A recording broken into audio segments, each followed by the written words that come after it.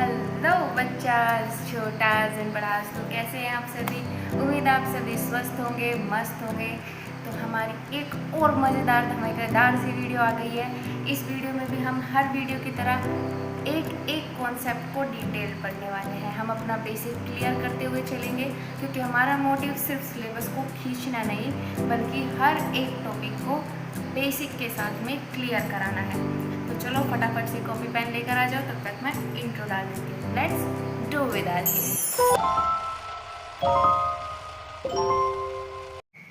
तो आ गए सारे। चलो तो फिर शुरू करते हैं। देखो, हमने लास्ट क्लास में हमारा जो टॉपिक था अनुसंख्यक गुणधर्म का, उसमें जो हम उसका पहला टाइप पढ़ रहे थे, क्या पढ़ रहे थे हम? अनुसंख्यक गुणधर्म। उसका हम पहला टाइप जो पढ़ रहे थे वो था वाष्प दाब में आपेक्षिक अवनमन। ये हम पढ़ चुके हैं लास्ट क्लास में, हम इसको कंप्लीट कर चुके हैं। अब आज हम पढ़ने वाले हैं अनुसंख्यक गुणधर्म का दूसरा टॉपिक, जो कि है क्वथनांक उन्नयन। क्या है? क्वथनांक उन्नयन। अब देखो, इसमें समझने की बात क्या है। उन्नयन, सबसे पहले हम देखेंगे उन्नयन क्या होता है। उन्नयन का मतलब होता है वृद्धि। क्या होती है?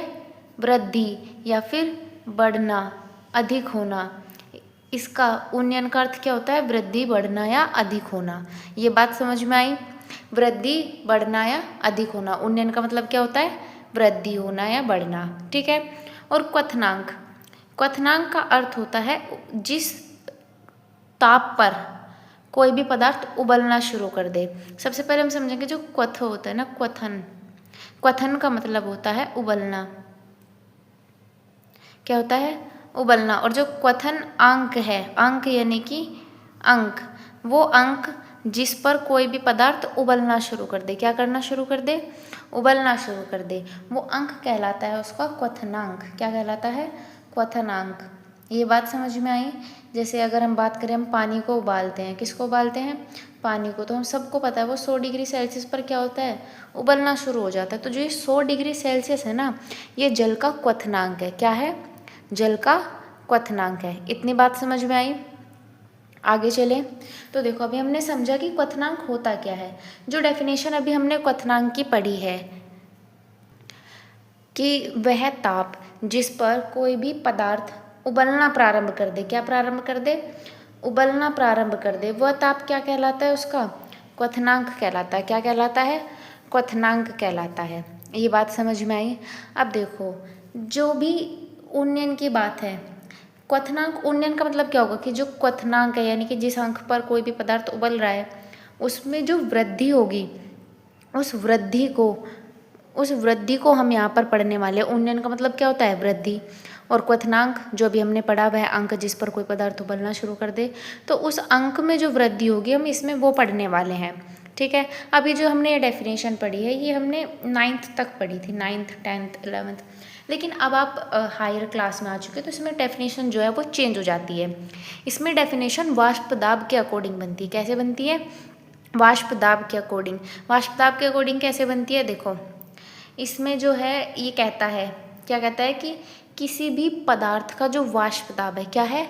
वाष्प दाब, जब वो वायुमंडलीय दाब के बराबर हो जाता है, तो हम कहते हैं कि वो उसका क्वथनांक है। क्या है? क्वथनांक है। बात समझ में आई? डेफिनेशन में लिखवा दूंगी, चिंता की कोई बात नहीं है। अब इसके बाद हम आगे देखते हैं कि क्वथनांक उन्नयन क्या है। क्या देखना है अब हमें कि क्वथनांक उन्नयन क्या है। क्वथनांक तो हम समझ चुके, उन्नयन का मतलब भी समझ चुके। अब जब हम इन दोनों को एक साथ रखेंगे, क्वथनांक उन्नयन, तो इसका क्या अर्थ होता है, अब ये समझते हैं हम। ठीक है।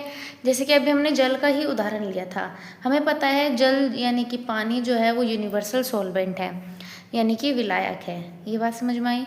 और ये 100 डिग्री सेल्सियस पर उबलता है अपनी शुद्ध अवस्था में। कैसी अवस्था में?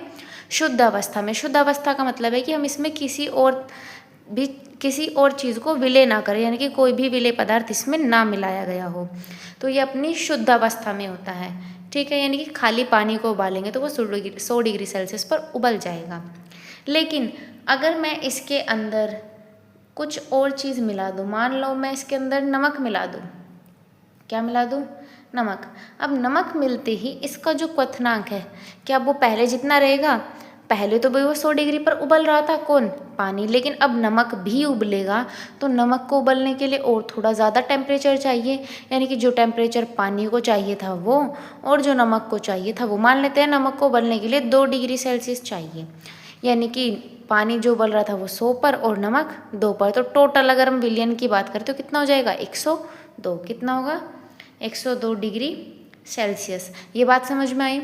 अब देखो, जब हम बात कर रहे थे पानी की, यानी कि जल की शुद्ध अवस्था में, तो कितने डिग्री सेल्सियस पर उबल रहा था? 100। लेकिन जब हमने उसको विलयन बनाया, मिश्रण बनाया, तो कितने डिग्री सेल्सियस पर उबला? 102। यानी कि 100 से 102 जाने में जो वृद्धि हुई है, उस वृद्धि को कहते हैं क्वथनांक उन्नयन। क्या कहते हैं? क्वथनांक उन्नयन। ये बात समझ में आई? यानी कि 2 डिग्री सेल्सियस जो है वो है हमारा क्वथनांक उन्नयन। इन दोनों के बीच का अंतर, जो क्वथनांक उन्नयन होता है, उसको हम डेल्टा टी बी से शो करते हैं। टी का मतलब होता है टेम्परेचर, बी का मतलब होता है बॉइलिंग, यानी कि उबलना, क्वथनांक यानी क्वथन करना, और डेल्टा जो है वो अंतर को शो करता है। इसके और उसके बीच के अंतर को ही हम क्या कहते हैं? क्वथनांक में उन्नयन, यानी कि क्वथनांक में जो वृद्धि हुई है वो। ये बात समझ में आए? तो इसको हम दर्शाएंगे किससे? डेल्टा टी बी से। और अगर हमें डेल्टा टी बी निकालना होगा तो वो हम कैसे निकालेंगे? देखो, हम जानते हैं हम शुद्ध अवस्था में किसी भी पदार्थ को कैसे दिखाते हैं? नोट के रूप में हमने पहले भी पढ़ा था वाष्प दाब में ये चीज़, और बॉइलिंग है इसलिए हमने लिखा बी। तो हम शुद्ध अवस्था में जो क्वथनांक है उसको कहेंगे टी नोट बी, और उसके बाद जो हमारा उबालने पर आया उसको हम कहेंगे टी बी, जैसे हम वाष्प दाब में कर रहे थे। यानी कि अगर हमें डेल्टा टी बी ज्ञात करना है तो हम क्या करेंगे? हम टी बी में से टी नोट बी को माइनस कर देंगे। क्या करेंगे? माइनस कर देंगे। ये बात समझ में आई? यानी कि इन दोनों के बीच का जो अंतर है उसे क्या कहते हैं हम? क्वथनांक उन्नयन कहते हैं। अब ये बात समझ में आई क्वथनांक उन्नयन होता क्या है? लेकिन जो इसकी डेफिनेशन है क्वथनांक उन्नयन की, साइंटिफिक जो रूल है वो कहता है कि जो क्वथनांक उन्नयन है, क्वथनांक उन्नयन वो उस विलायक या विलयन पदार्थ, जो पदार्थ है हमारा, उस पदार्थ की मोललता के समानुपाती होता है। कैसा होता है? मोललता के समानुपाती होता है। किसी भी द्रव का जो क्वथनांक उन्नयन है वो उसकी मोललता के समानुपाती होता है। अब हमें पता है जब भी हम समानुपाती का चिन्ह हटाते हैं तो एक नियतांक या स्थिरांक तो ज़रूर आता है। यहाँ पर हम बराबर का चिन्ह लगाएंगे और एम हमारे पास है। यहाँ पर जो नियतांक आएगा उसको हम कहेंगे के बी, यानी कि बॉइलिंग, क्वथन का जो नियतांक है। ये बात समझ में आई?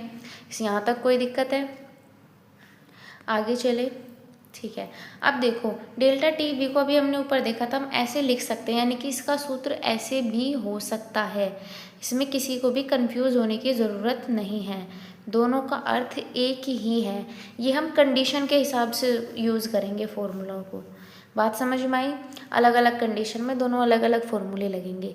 बात समझ में आई यहाँ तक? देखो, दोनों ही तापमान है तो टेम्परेचर, वो जो मात्रक होगा टेम्परेचर का होता है केल्विन। यहाँ पर हम यूज़ करने वाले हैं केल्विन। बात समझ में आई? यहाँ तक किसी को दिक्कत? आगे चले। अब देखो, इसमें ना एक ग्राफ भी बनता है। क्या बनता है? ग्राफ बनता है। उस ग्राफ को देखने से पहले मैं आपको इसके बारे में बताती हूँ। ये जो नियतांक है ना, ये नियतांक बड़ा खास है। कैसे खास है? ये जो नियतांक है इसके ना नाम याद रखने पड़ते हैं।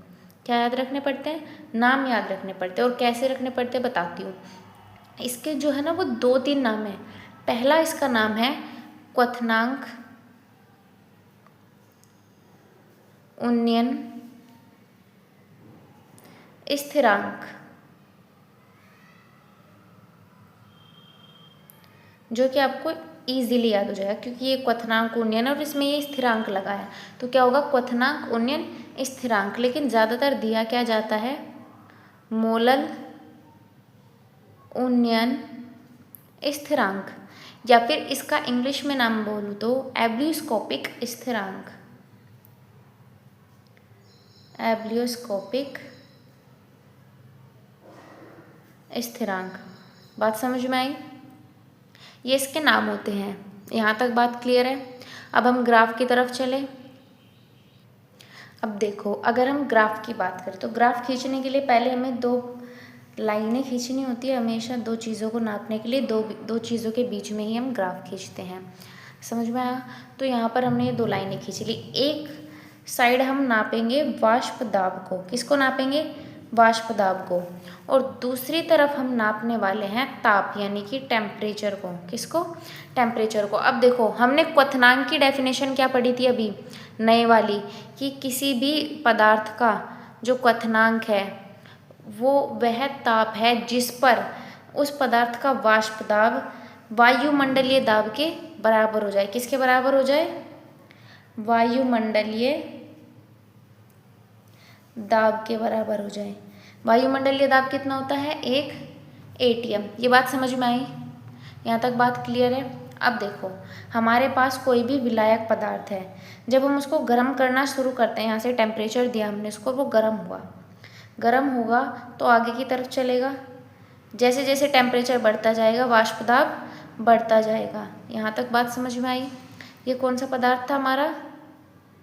विलायक पदार्थ था। अब अगर हम बात करें इसमें हम कुछ भी चीज़ मिलाते, जैसे हमने नमक मिलाया था एग्जाम्पल में, हम नमक मिलाते तो वो विलयन बन जाता है। अब विलयन को जो हमें टेम्परेचर देना पड़ेगा थोड़ा सा ज़्यादा। यहाँ से अगर हम देखते हैं तो थोड़ा यहाँ से आगे चलेंगे ताकि टेम्परेचर हम ज़्यादा दे सके। टेम्परेचर में हम इस तरफ चलते हैं तो टेम्परेचर हमने दिया ज़्यादा। जैसे जैसे टेम्परेचर बढ़ता जाएगा वैसे वैसे वाष्प दाब बढ़ता जाएगा। ये बात समझ में आई? ये किसके लिए था? ये विलयन के लिए था। यहाँ तक बात क्लियर है? अब देखो अगर मैं यहाँ पर एक कृत्रिम यानी कि अपने आप एक लाइन मान लूँ, इमेजिन कर लूँ, एक लाइन है जो कि वायुमंडलीय दाब को दर्शाती कि यहाँ पर वायुमंडलीय दाब तक हम पहुँच जाते। तो देखो दोनों के वाष्प दाब वायुमंडलीय दाब तक पहुँच रहे हैं। तो जिस टेम्परेचर पर पहुँचेंगे, किस टेम्परेचर पर पहुँचे, टेम्परेचर हमें यहाँ पता चलेगा तो हम यहाँ से एक सीधी रेखा खींचेंगे जो हमें टेम्परेचर के बारे में बताएंगे। यहाँ पर कोई टेम्परेचर होगा जिस पर ये उबल रहा है यानी कि वाष्प दाब के बराबर हो गया है वायुमंडलीय दाब के, ठीक है। और उसको हमने क्या कहा था? Delta T not be. क्या कहा था हमने? टी नॉट बी यानी कि शुद्ध अवस्था में वाष्प दाब।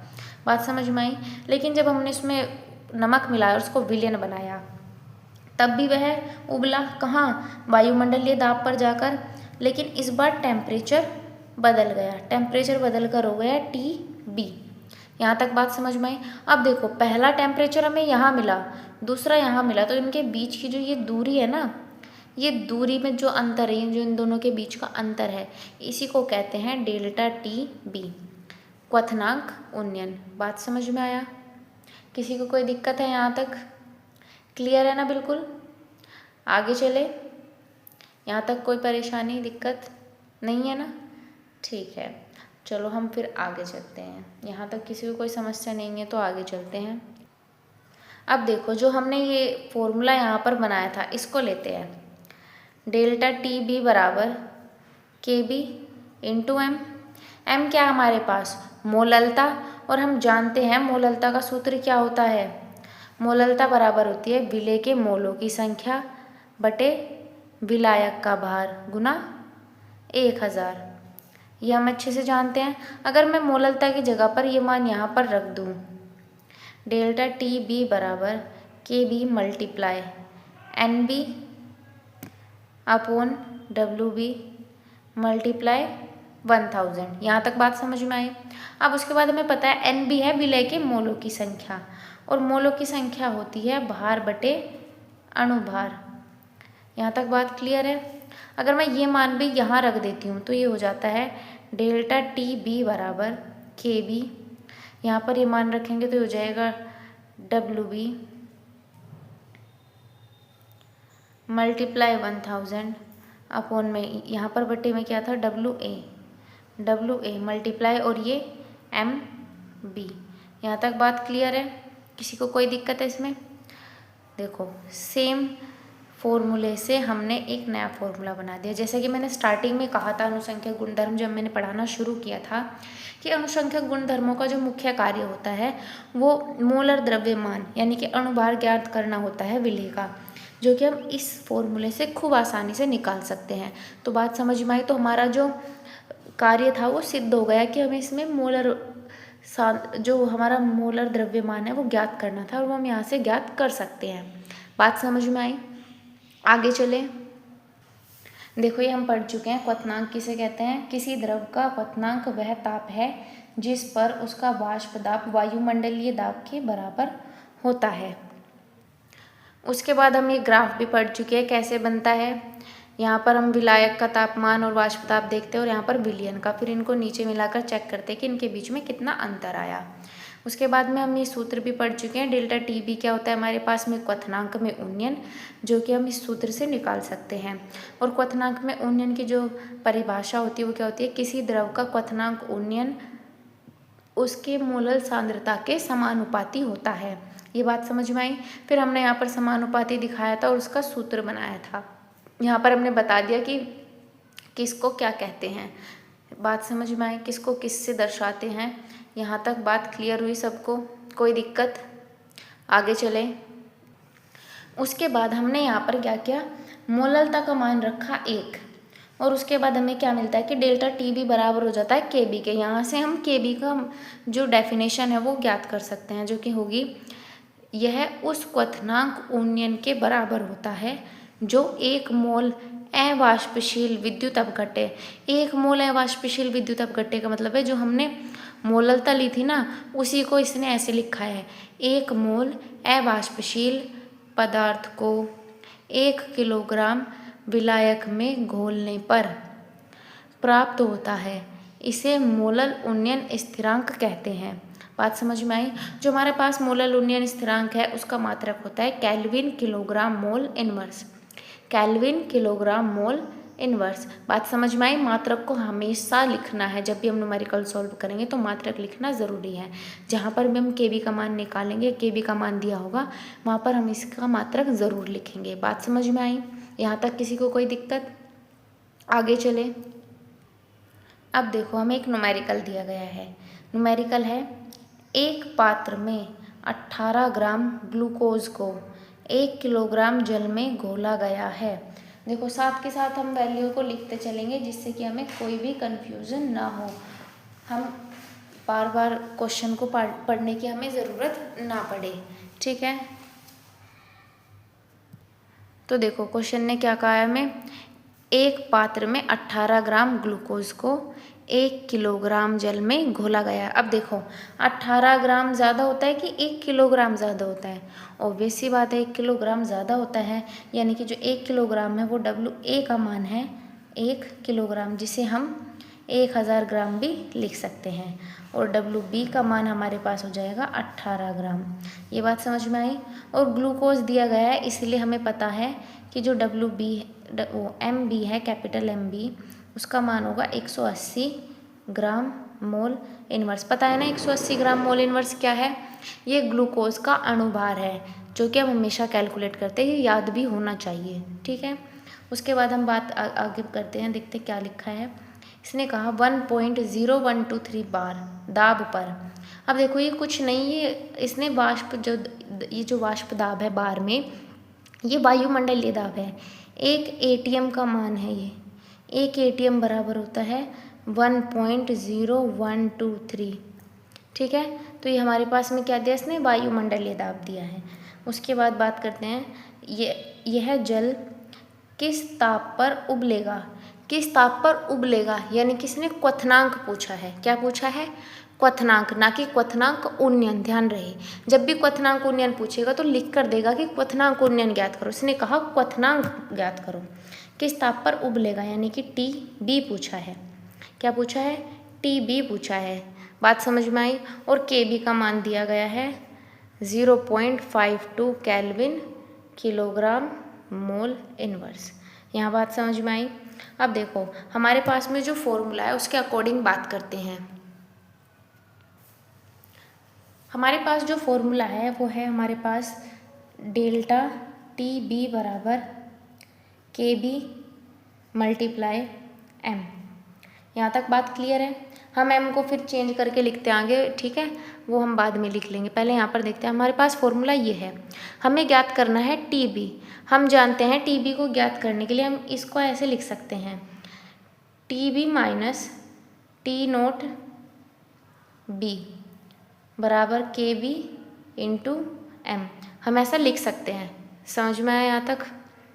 अब हमें TB का मान ज्ञात करना है, KB का मान हमें दिया गया है, उसके बाद में हमें M का मान ज्ञात करना है। तो M के लिए सूत्र क्या होता है, देखो TB माइनस T0B बराबर KB।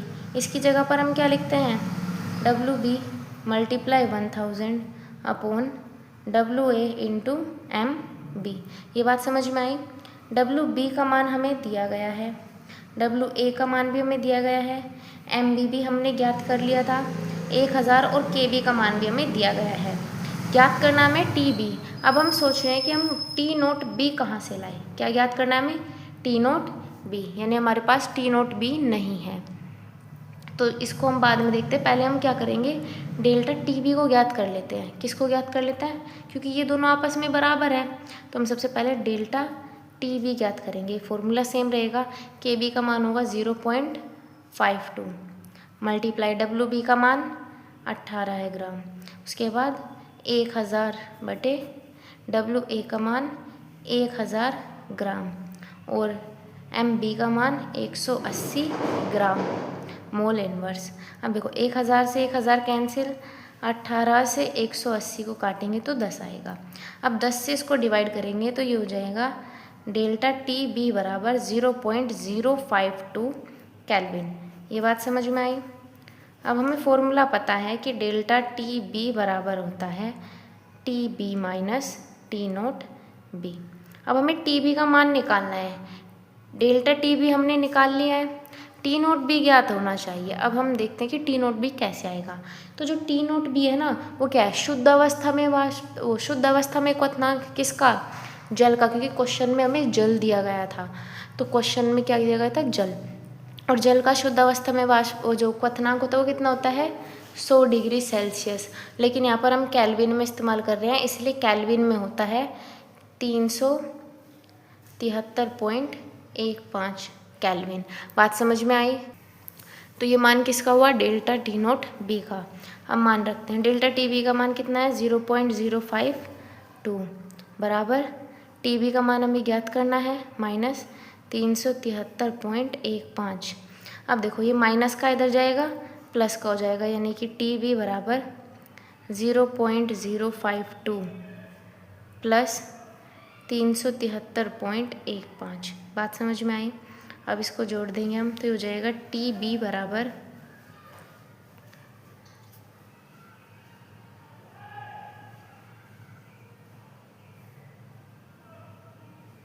केल्विन। यहाँ तक बात समझ में आई?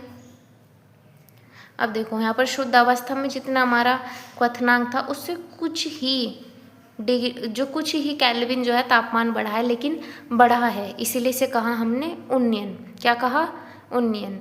बात समझ में आई? यहाँ तक बात क्लियर है? किसी को कोई दिक्कत परेशानी? सबको समझ आ गया? तो बस आगे चलते हैं। तो आज की वीडियो में हमने पढ़ा क्वथनांक उन्नयन के बारे में। क्वथनांक उन्नयन क्या होता है, किसी भी पदार्थ के जो क्वथनांक है उसमें वृद्धि को कहते हैं हम क्वथनांक उन्नयन। बात समझ में आई? यहाँ तक बात क्लियर है? ये टॉपिक हो चुका है ख़त्म। अब हम अगले क्लास में पढ़ने वाले हैं हिमांक का अवनमन। क्या पढ़ेंगे, हिमांक का अवनमन, उसके बाद परासरण दाब। बात समझ में आई? फिर अनुसंख्या गुणधर्म खत्म हो जाएंगे। यहाँ तक बात क्लियर है? ठीक है, तो मिलते हैं हम नेक्स्ट वीडियो में। तब तक के लिए पढ़ते रहिए, आगे बढ़ते रहिए।